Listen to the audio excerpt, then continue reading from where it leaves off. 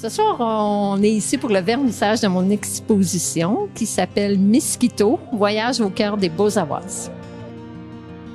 Ce que je voulais raconter, c'était l'histoire de 2 voyages que j'ai eu la chance de faire dans une région éloignée où vivent des Miskitos, qui est un peuple autochtone. Alors, le reportage photo que vous voyez là, c'est fait en 2019 et en 2023.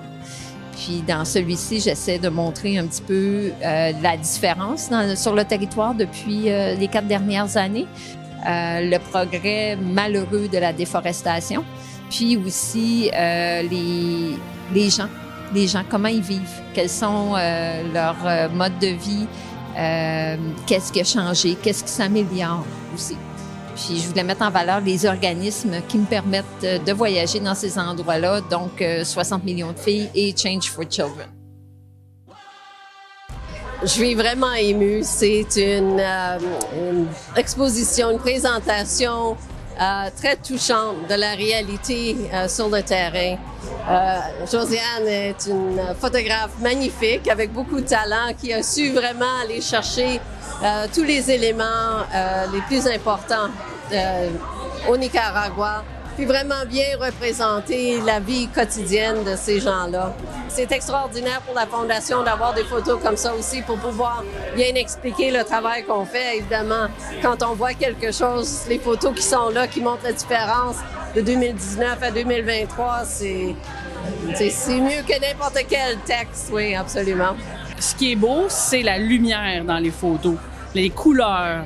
C'est vraiment impressionnant de voir la qualité des photos qu'elle a réussi à faire, là. C'est impressionnant.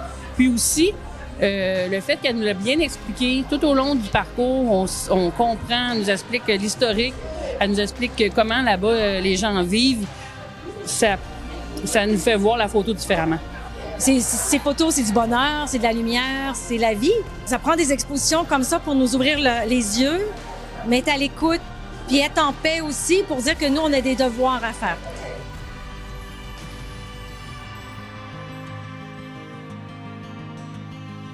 C'est le point culminant de plusieurs années de travail. C'est que je me souviens qu'elle m'en parlait dans les débuts, puis pour elle, c'est nouveau de faire un documentaire à partir de rien. C'est comme elle veut tout le temps aller chercher des nouvelles petites affaires qu'elle n'a jamais essayées, puis être ouverte au projet, être ouverte aux nouvelles idées, être ouverte comme à essayer aussi, puis c'est vraiment inspirant de l'avoir allée. Je suis fière d'elle, je suis fière des photos qu'elle nous présente aujourd'hui.